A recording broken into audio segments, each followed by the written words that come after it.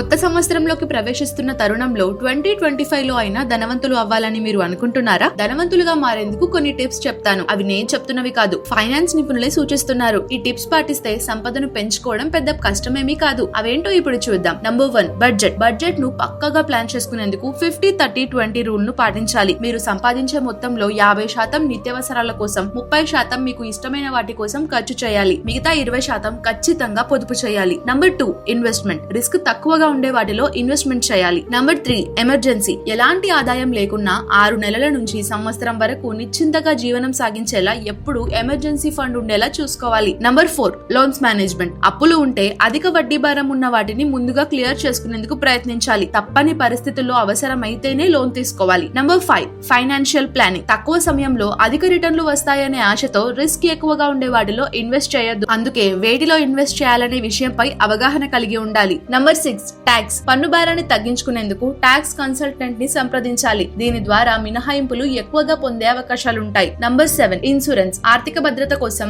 Life insurance, health insurance ఉండేలా చూసుకోవాలి. అప్పుడే మీ కుటుంబానికి భరోసా ఉంటుంది. నంబర్ 8, ఇది most important. Luxury life style అస్సలు వద్దు. విలాసవంతమైన జీవనం కోసం అనవసర ఖర్చులు అస్సలు చేయకూడదు. దీనికి బదులు సేవింగ్స్ పై దృష్టి పెడితే మరింత డబ్బు ఆదా చేసుకోవచ్చు. సో ఇంకెందుకు లేట్, ఈ టిప్స్ అన్ని పాటించి 2025 లో మీరు కూడా ధనవంతులైపోండి.